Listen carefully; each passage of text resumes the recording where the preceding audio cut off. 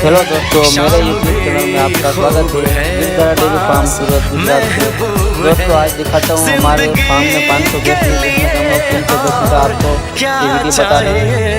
देखिए दोस्तों, हमारे ये 300 भैंस, दोस्तों ये हमारा सेट नंबर 1 है जिसमें 112 भैंसी है। टोटल हमारा 5 सेट है हमारे गिरधरा डेयरी फार्म में। क्या चाहिए। और दोस्तों ये हमारा सेट नंबर 2 है जिसमें भी 112 भैंसी है। और दोस्तों ये हमारा सेट नंबर 3 जिसमें 90 भैंस है।